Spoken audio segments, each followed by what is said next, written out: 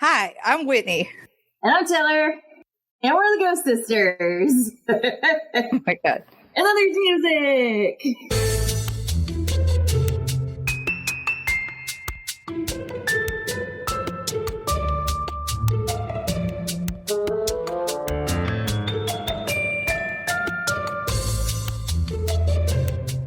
So what are we talking about today? Today we're going to do the Wendigo, but I didn't know if you wanted to talk about your experience at our grandmother's lake house. Girl, you know I do. So I've got a cat looking at me and shaking right now. So if I'm distracted, that's why. She says shaking. It's not like the cat is like shaking its head up and down. Like she has what is it? The thing where she just can't control her whole body. So she's just like, yeah, she has cerebral hypoplasia. She's a wiggle kitty. But she's sitting on top of my 3D printer staring at me. So yes, I went to our grandmother's lake house. So backstory here. Our grandmother, Mammy, passed away in March of last year. And we have spent the last year basically getting all of her stuff in order and divvied up and sold and all that kind of stuff. So we finally got the lake house, little cabin thingy that she had, got a buyer now. So we're going through and cleaning everything up. And my dad and his sister, my aunt, went out to clean things this past weekend. And I decided to make a day trip out there on a Saturday. And our aunt, Stacy, is really, really into ghosty stuff. She just finds it fascinating. She thinks it's amazing and stuff. So I was like, I'll bring all my ghost hunting equipment out there. Aren't we all? That's why we're here, right? That's why we're here. Anyways. So I brought all my stuff out and I showed her all of the things. Like I pulled out the ghost box. I pulled out the EMF meter. I pulled out the Connect Cam and all of those things. All of which, if you do not know what that is, there will be multiple episodes that Taylor will be taking care of. So stay tuned, folks. Anyways, continue on. So I get out the Connect Cam and I point it, for context here, I'm facing it towards the kitchen, and in the kitchen, there's like a little hallway that goes to a back bedroom, and then facing me is this chair that faces into the living room back to the kitchen. Did you already say that it's like a trailer? It's not a cabin. It's not a house. So just if you guys are like, okay, how is there a kitchen with a hallway and yet a living room? It's all one giant hallway. It's a double wide trailer. There you go. Okay. So I'm pointing the SLS cam towards this chair, and there's a figure sitting in the chair. It's not like standing on it. It's not like there's a pattern in the chair. This is a solid pink chair, and there's a figure sitting in it. And so I was like, that's really weird. I'm going to go over and try to recalibrate the system because there's nobody actually sitting in this chair. So I put my hands in front of the Connect Cam, and it maps me in, but then it also is still mapping this figure in. So I put my arms in the figure, and when I pull back, the figure's still there. So I was like, that's really weird. And at this point, Dad has been walking around behind this chair, and it's mapping him in, but then it's also still mapping this figure in. So Stacy, of course, is... every time I show it to her, she's like, what the fuck? Yeah, I was going to say, was she even like, was she just watching it the whole time, or did she go about doing what she was working on, right? Oh, no. Like, the second I started pulling out ghost stuff, she was like, this is all I'm doing right now. She was just fascinated by it. But yeah, the second that I started getting that figure, I was like, okay, this is really weird. Like, I've never had a figure like that pop up. So Dad, at one point, whenever he walks in, I was like, hey, there's still that figure in that chair. And he was like, oh, what happens if I do this? Like, to kind of test to see if this is just a glitch and stuff. And he turns the chair a little bit. And instead of this figure disappearing, how do I want to say, like the chair moves, but the figure stays stationary, this figure falls out of the chair onto all fours. The poor figure. Whoever, whatever it was like, bitch, I was comfortable. Like, fuck you. I was enjoying watching you guys and having a good time. Fuck you for moving my chair. I said it's probably Mima or Mammy or Butch, like, sitting around just watching us, seeing what we're doing. So for context, Mima is our great-grandmother on our dad's side. Butch was Mammy's companion for 16 years after our grandfather died. And this cabin was originally Butch's, and then he left it to Mammy whenever he passed away in 2013. And then Mammy passed away last year. So one of the three of them just got kicked out by their son/son-in-law/grandson. Yes. So Dad, the second that I said, oh my God, it just fell on the floor, Dad's face went from like, this is funny, to, oh my God. And I was like, shit got real. Shit got real fast. And then it vanished. And after that, that figure never appeared again. Well, why would it? You guys kicked it out of his chair. I know. It was like, we were so rude to the figure. It was probably like, well, fuck you then. I don't want to hang out here. I was going to have a nice conversation, but no. So that was kind of the fun thing. We went to lunch at about 12:30-ish. And I set out 3 digital recorders, and I'm still listening to them to try to see if we got any kind of EVPs or anything like that. But so you said you were going to look for like peaks and stuff within the sound bites, right? Or have you not gotten to look at that yet? I've not gotten to that yet. I'm going to pull it up in Adobe Audition. That's actually what I use to edit our stuff. And I'm going to look at the actual waveform, because that's easier than just sitting there and listening, because there's 6 hours of recordings I have to listen to. So that's easier than sitting there and listening to 6 hours. That's like nothing, Taylor. Like, you can do 6 hours of just silence. Like, you could do that. And then if you do hear something, you'll be like, holy shit, am I just delirious, or was that actually something? Luckily, I can play it back at that point. So yeah, well, okay, fine. You and your stupid logic. Whatever. All right. So that was the fun. That was probably the weirdest thing I've seen on the SLS camera, but I'm also 2 for 2 now on using the SLS camera and getting something funky. What if actually, Taylor, you're like a weird Peter Pan, and it keeps mapping your shadow? Don't make that face. What if, because, Peter Pan's shadow kind of like acts without Peter Pan. So what if each time you turn on your Kinect cam, your shadow is like, oh shit, hey babe, what's up? And it's like dancing around and everything. And that time it just was like, whew, I'm tired and wanted to sit down. And y'all were like, nope, get back to work. So to go logical with that again, my shadow was not that direction. Live in my fantasy world, okay? I'm sorry to bring you out of your fantasy world. Yeah, whatever. Anyways, well, so there's that. I know you said you didn't get to actually record the Kinect cam, but you're going to work on figuring that out. So the next time something spookarookers happens, we can actually show you guys. So then that way you're not like, you guys are a bunch of bullshitters. Which, I mean, if you think we are, then cool for you.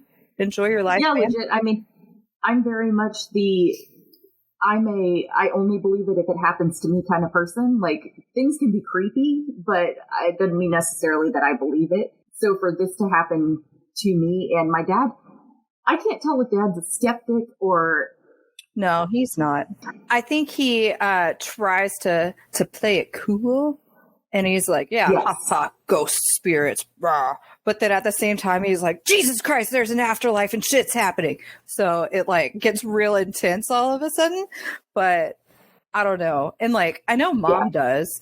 She believes that there's presence around and stuff. I remember buying my house and she was like, there's something here. There's an energy here that you are supposed to have this house. So like, they both are very supernatural, spookarooker people.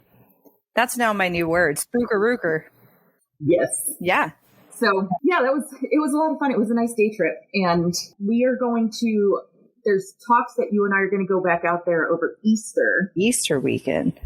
Easter weekend, yes. Are we going to go out to, there's a cemetery out by there. Yes. Were we going to try to do that?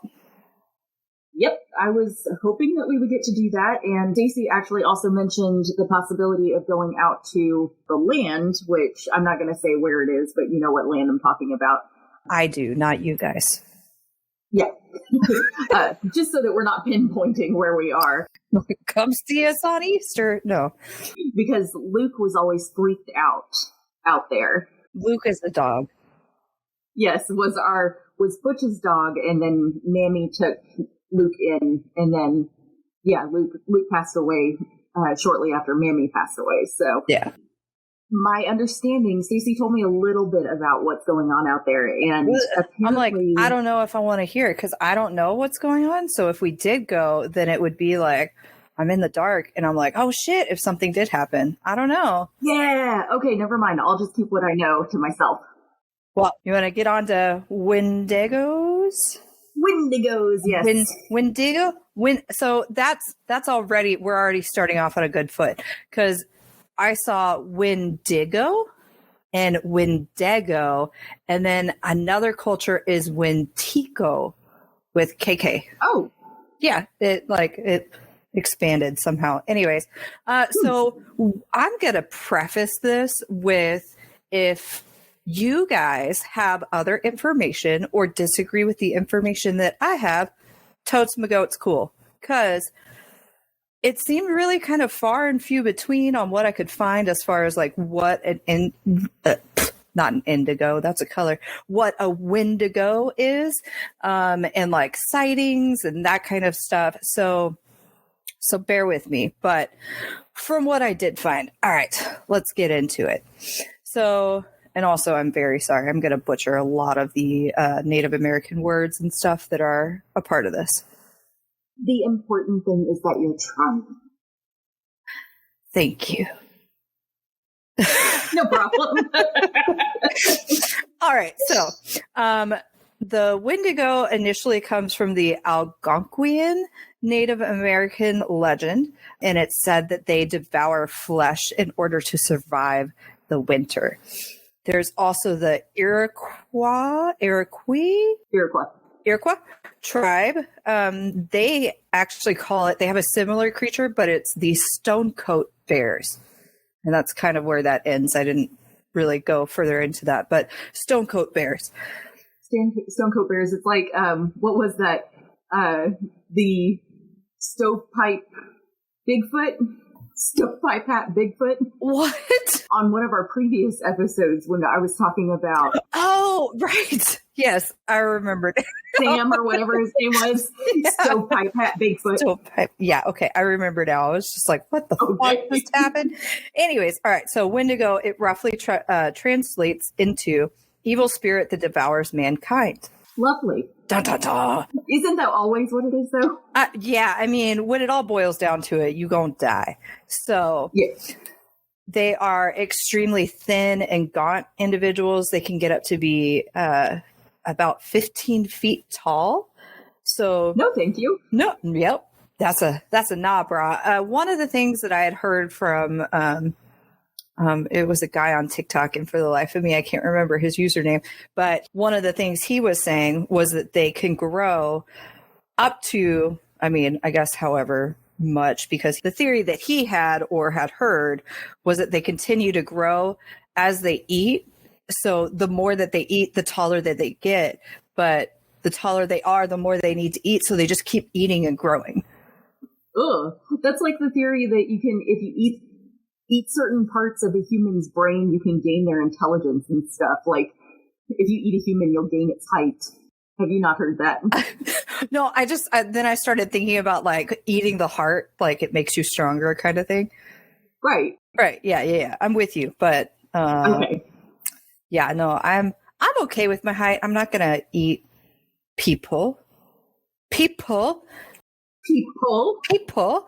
Anyways. All right. So they can get really tall. They normally have glowing eyes. They have yellow fangs, and they have like long tongues. It didn't say like what kind of tongues. Like, I don't know if it's like a snake, or if it's just like, oh my God, y'all are all going to yell at me. The guy from Kiss.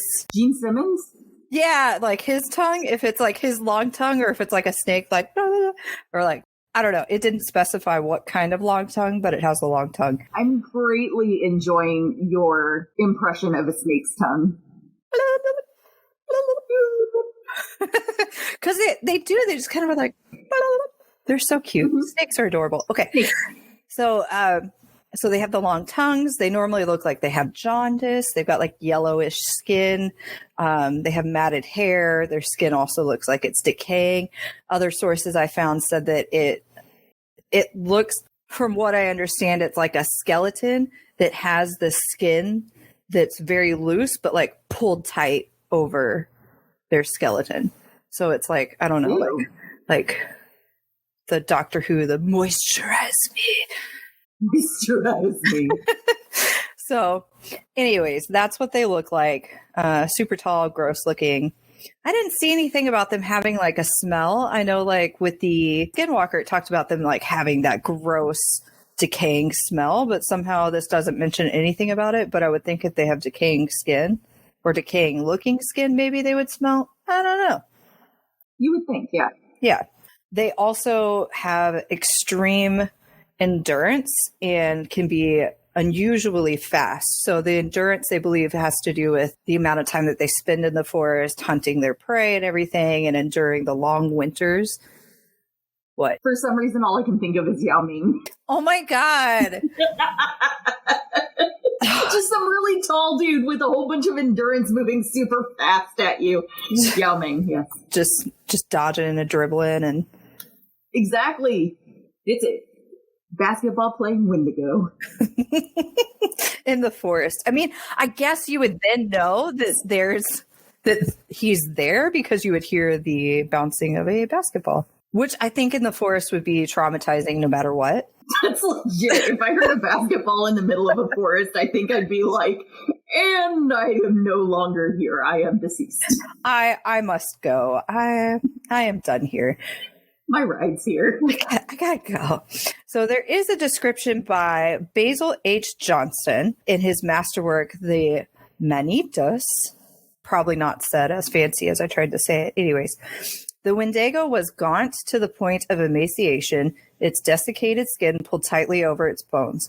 With its bones pushing over its skin, its complexion the ash gray of death, and its eyes pushed back deep into the sockets. The Wendigo looked like a gaunt skeleton recently disinterred from the grave. What lips it had were tattered and bloody. Unclean and suffering from suppurations of the flesh, the Wendigo gave off a strange and eerie odor of decay and decomposition, of death and corruption. So by this, apparently it smells. And Taylor was sweet enough to look up suppurations, and it means the discharge that actually comes out of wounds and stuff. So the actual pus of an infected wound is the separation. Well, that's a horrifying description. Yeah, I guess it goes back to, do they stink? Yes, they do. They stink very much. They sure do. They sure do. So the belief as far as where these guys came from is once a human resorted to cannibalism, it was believed that there was an evil spirit that took over them and turned them into a Wendigo. Even if they switched to cannibalism in order to survive harsh winters. So basically, if you all of a sudden were like, I gotta eat flesh, you were a Wendigo. That sucks. Like, I mean, don't eat people, Taylor. If you're in a situation that calls for it, like the victims of the plane crash, that they, like, it was either eat people or die. Like, yeah, so I don't know if there's I'm not saying that cannibalism is okay, but I don't know if there is a distinction between someone died and it's between whether you eat the person that already died in order for you to live versus you murder the person in order for you to live. Maybe that's the distinction between that, but I didn't see anything there. It just said cannibalism. So fair enough. Which, I mean, I don't know that I'd be able to eat anybody. I would have a really hard time. Yeah. I know, like, you won't know until you're in that situation, but given who I am as a person, I can't even really send back food whenever it's made incorrectly at a restaurant. So I don't think that I could be like, hey bro, I gotta eat you so I can live. Like, I couldn't even tell the guy that you got me Sprite instead of water. Like, I won't survive. I just imagined like somebody coming to you with a cooked human calf and you're like, this is too rare. It's rare. How do cats like their steaks? Rare. Oh my God. But I think that if I ever had to eat somebody, I think that would weigh on my mind so consistently that I couldn't live with myself afterwards. Yeah, you would be like, okay, I survived this situation, but now I have to survive knowing that that situation happened. Right. And that would be rough. That would be rough. There's another version of it that the very first Wendigo was actually a warrior who became a Wendigo by making a deal with the devil. In order to save his tribe, he gave up his soul and became transformed into this giant Wendigo beast. Because remember, they're like 15 feet tall. But once peace was restored to his tribe, there was no longer a need for the creature. However, his tribe then decided, fuck you, and banished him and forced him to live as an outcast in the forest. What the hell? Yeah. That one was like really tough. Like, I understand the first one of being like, ooh, you ate someone, now you're a Wendigo. But like the other one, he just was trying to help you guys out. Be a bro and let him stay. But right. No, he wasn't allowed to.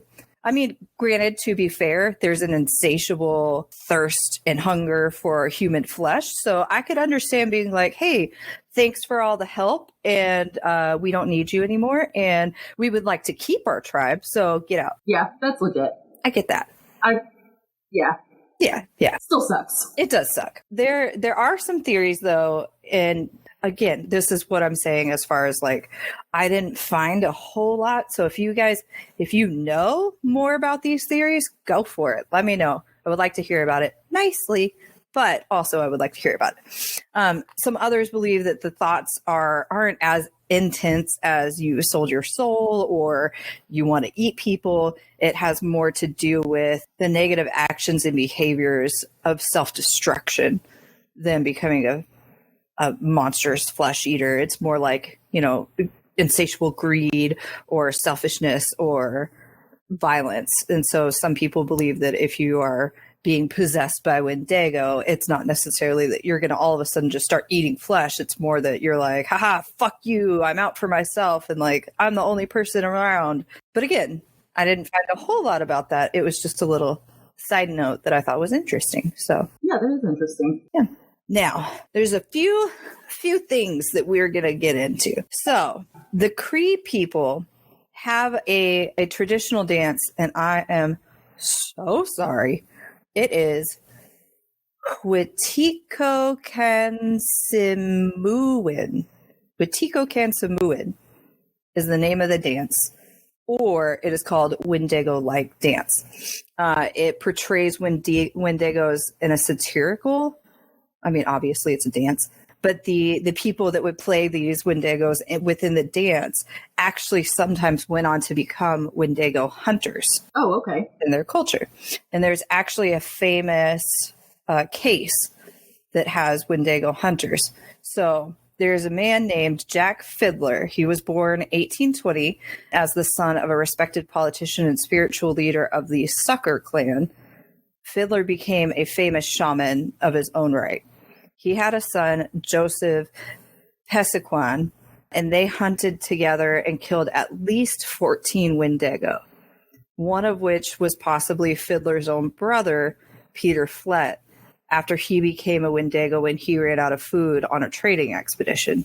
Okay. So this got the notice of Canada's Royal Northwest Mounted Police in 1907, so they decided to launch an investigation. The police traveled to where both of these men were said to be hunting, and were told that they were hunting a woman called Wasakapique.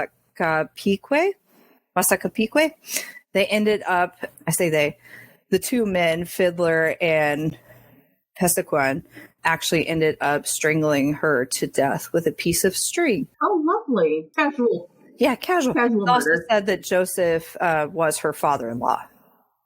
So I don't know about that. Oh. Yeah, so that could go a few ways.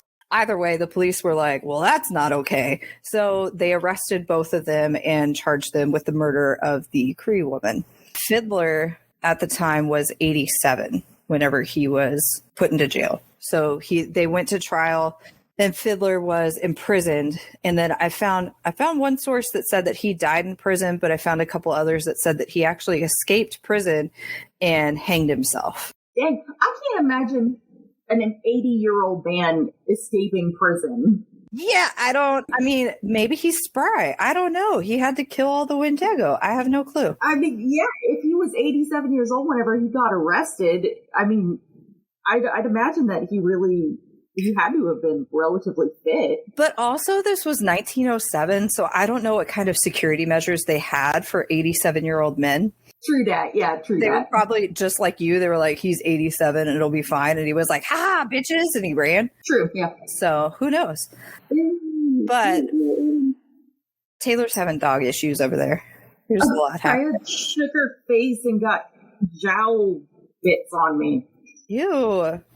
Yeah. That was way too descriptive. Ugh.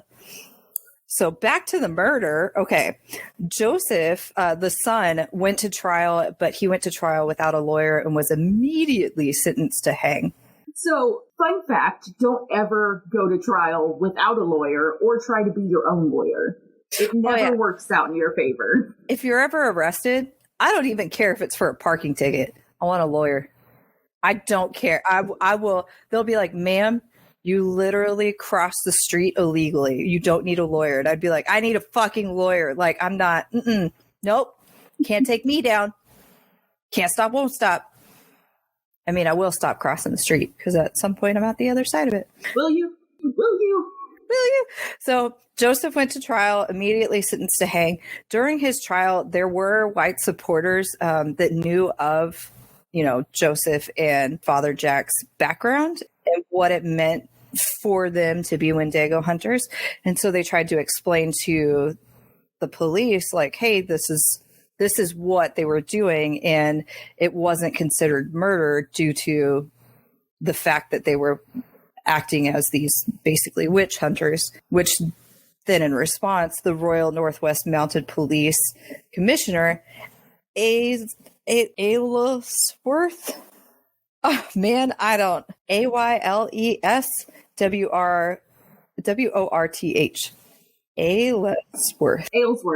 Aylesworth, Bowen Perry. See, the other two names are really easy. Yeah. Aylesworth Bowen Perry, who was the commissioner at the time, responded with, what the law forbids, no pagan belief can justify. Fair enough. I mean, basically, they're just saying, even though that's your religion, it still doesn't mean you can murder people. Yeah. So Fiddler at one point during all of this mess did say that if he had known that it was against the law of the land that he was currently in, he would not have done it. But you did it. Yeah, so I wasn't there. I don't know if that was like a nah man, I would have never done that, or if it was like a legit. Yeah, like he was sincere. Yeah, so I mean, it's always easy to say, oh, I wouldn't have done that if I had known, when it's totally after the fact. Right. But his son that went to trial without a lawyer, he actually died in prison from an illness in 1910. So he actually wasn't hanged. He just passed away.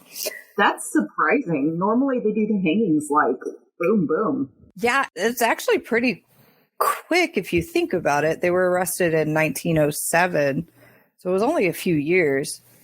Granted, back then it was only like a couple months and then they were hanged. Unless they were still, because there was a trial. So it could be that they were arrested in 1907 and it wasn't until the sentencing was in 1910. And we don't. That makes sense. I don't know. I didn't get that far in that research. I got some of the dates, Taylor. Okay. You're doing the thing. You're doing the damn thing. And I'm so proud of you. I'm working it, man. I'm working it. So back to the Wendigo. We already talked, they can be extremely fast. They seem to hibernate for months at a time. Again, this is all information that I have compiled but I can't say that any of this is official. So if you are deciding to go out into the wilderness and you're like, I got Whitney's Guide to Wendigos, do not do that. Thank you. Please and thank you. Do not cite me whenever you don't cite me when you get caught by a Wendigo. I mean, from what it sounds like, if you did get caught, no one would know because everything I could find said that they didn't have survivors ever. And that's why there's not really a whole lot of information about it. So if you get attacked by one, guess what, friend? It was nice knowing you. Yep, it sure was. So they hibernate for months at a time. So they do have a weakness, and it's said to be that it's their vision, which I mean, their eyes are apparently like deep set in their face. So I guess, sure, why not? So since they don't see very well, your best bet if you are attacked by a Wendigo is to stand perfectly still. Oh, so they're like T-Rexes. Yeah, you just don't move and you'll be fine. So don't scream, but double-edged sword here. Don't scream, but they do have amazing hearing and can actually pick up heartbeats for miles. So like if you're in front of them, chances are you're going to die anyways, even if you stand still because they can hear your heart. I'm 100% screaming. I mean, at that point, you might as well. I'm going to stand perfectly still, but I'm going to scream my fucking head off. Because they're going to kill you anyways. Exactly. I mean, you might as well. Exactly. On top of that, though, so it may not, you probably would be forced to stand still because they can actually command ice storms and they can command tornadoes to impede your escape. So you are not able to escape. They can also cause animals within the forest to stampede. They can rip out trees and everything. So you're kind of forced to stand still. This is like some kind of diabolical Disney princess that has weather powers. Oh, now you're making me think of Tafiti from Moana. I actually never saw Moana. What the fuck? Yeah, I never saw Moana. When we get done with this, you need to go watch Moana. Like it's like fuck you, Taylor. I am offended. And you are offended. Like Jesus Christ, like I didn't know how strong I felt about Moana until just now. Like, okay. Oh my God, Taylor, you have to go watch Moana. I will watch Moana. Jesus. So annoyed. Okay, so not only can they get to you in the forest, if you're like, haha, I escaped somehow, and you manage to get into your house and you go and you lock the door, guess what? They can unlock the door and just walk on in and they'll kill you. And then they'll use your home as their hibernation place. Cool story, bro. Oh, good. I know. They also don't have to like hunt you in the traditional sense of like stalking you and like watching you. They can mimic different human voices and sounds to lure you away from civilization deep into the forest where they can then start their little ice storm and tornado and ice NATO, if you will, and then have a whole bunch of animals trampede around you and everything. So then that way you can't do anything but scream, but you shouldn't scream. You have to stand still, but you can't do anything because you're going to die anyways. Can I say that I love your combination of the word trample and stampede into trampede? It came out of my mouth and I was like, that's not a real word. But I was so deep into that rant that I couldn't stop. And you didn't need to because it worked. Trampede all the way, man. Now, some believed that they can also curse humans by possessing them. Of course, this goes back to the skinwalkers. It doesn't say how they can possess them because the skinwalkers, you know, they look into their eyes and then all of a sudden you do what they want. But they can apparently possess you and they can have you do whatever they want, which includes making you become a Wendigo. Lovely. Uh-huh. So I found an example of a Native American man. His name was Swift Runner. He murdered and ate his entire family in the winter of 1879. He claimed that he was possessed at the time by a Wendigo. However, they still hung him for his crimes. Sure. You know. That's, oh my God. You can't murder your entire family and then eat them and then be like, oh, a Wendigo made me do it. Well, okay. Now, so in that same note, there's a possibility that he suffered from something called Wendigo psychosis, which is actually a modern medical term that is said to be a syndrome that creates an intense craving for human flesh and a fear of becoming a cannibal. The psychosis is normally seen in people who live around, and I'm sorry, y'all, this sucks. People who live in the Great Lakes area, Canada, and the U.S., northern U.S. So apparently just those groups of people. So, like, I don't know if you got friends up there, check on them every now and then. Bro, you becoming a Wendigo up there? You okay? You got some psychosis? The Wendigo psychosis. So it develops whenever people have been isolated by heavy winter conditions for long periods of time, and it can result in symptoms such as poor appetite, nausea, and vomiting. It's believed that the psychosis, the individual then believes that they are turning into a Wendigo and start to see other people as yummy, tasty snacks and not in the sexual way. And then they fear becoming a cannibal. You just imagine you looking like a snack today. Oh, thank you. I did my bacon. No, I mean, you look like a peanut butter jelly sandwich. I'm going to eat you. I'm going to eat you. We ain't flirting here. I need foods, all right? I am starving, and I've been stuck in this cabin for 3 weeks. And you are a pibit and jelly. Thank you. Pibit and jelly. Thank you. So there's, and again, back to some of the research that I found it's what I found. If you have other stuff, because then there is another study. I didn't get to read a whole lot about it, but some other dude was like, "Fuck Wendigo psychosis. It's not a real thing. Suck it, you guys." So I don't know. It's the first time that I've heard of it. Yeah. But also, I don't know why someone would crave human flesh. Legit, yeah. I've never looked at somebody and been like, that calf looks amazing. Like, that doesn't... I mean, I've looked at someone and been like, oh, I could bite you. But it's not in a, I'm going to eat you kind of way. It's like a, you know? No? No, yeah, I get you. Okay. I get you. So, back to Wendigo. If, for some reason, you do survive the attack, which chances are you are not. But if you do, you can kill them.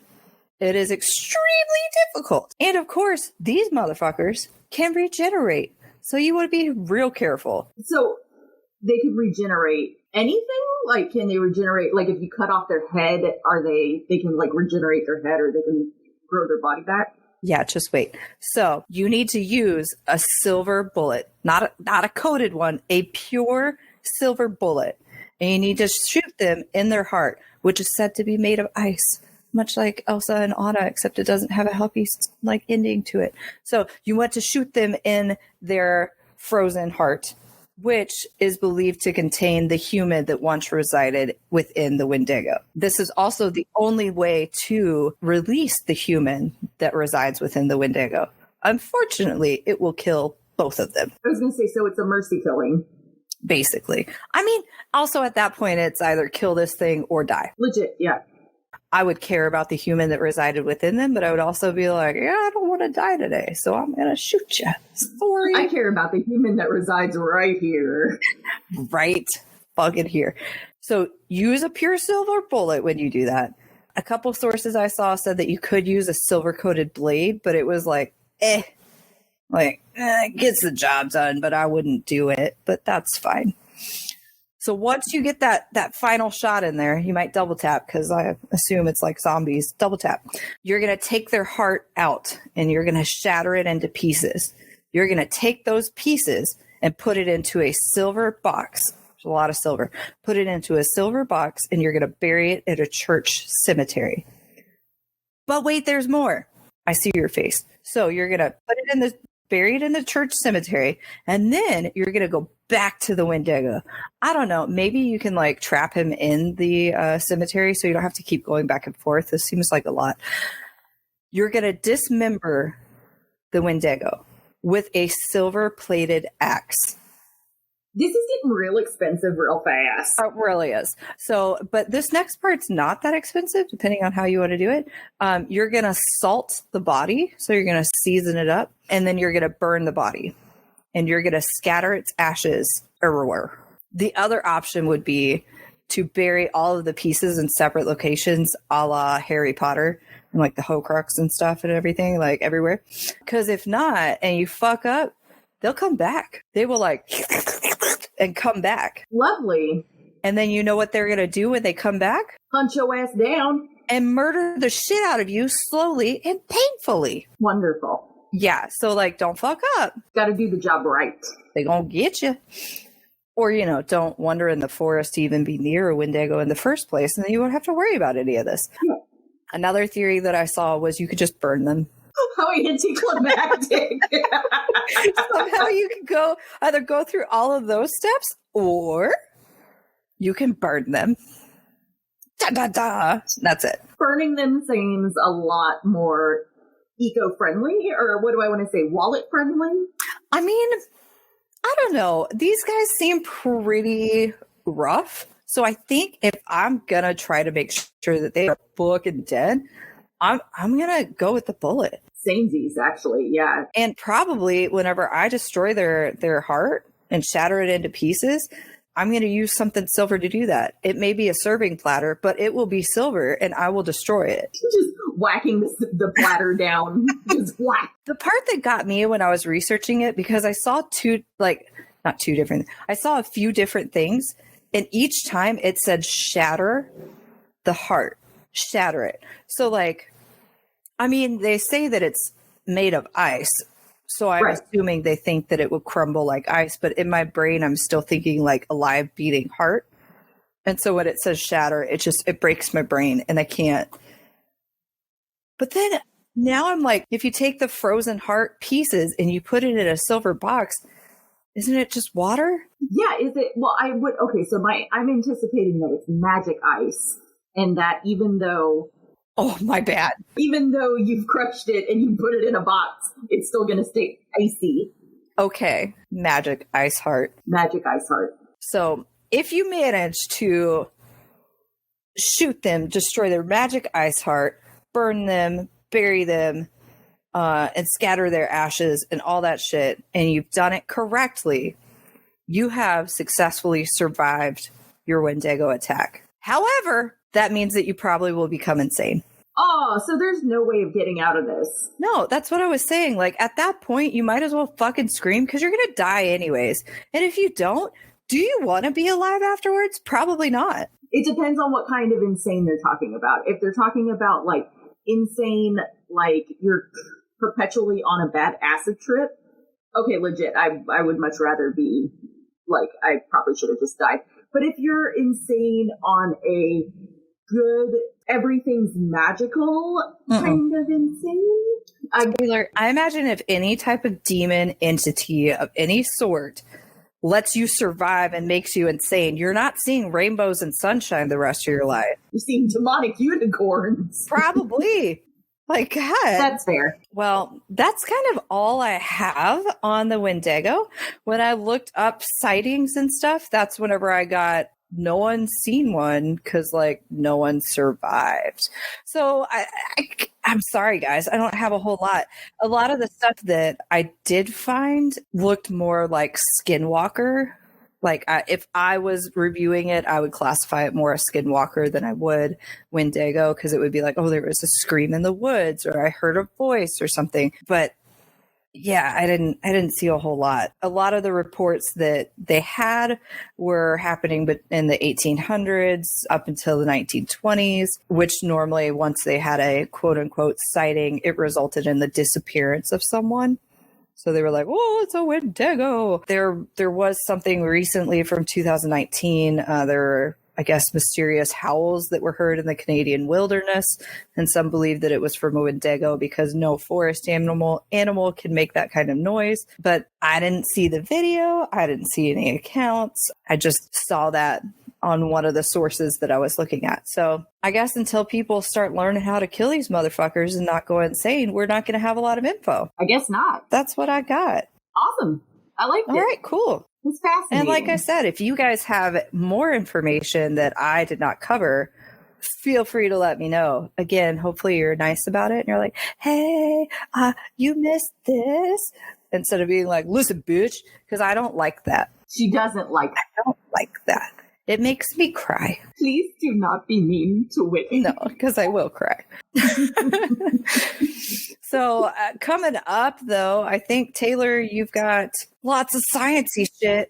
You know it. We have the first episode of Paranormal Equipment, and then we are going to do a whole episode on Ouija boards. Ooh.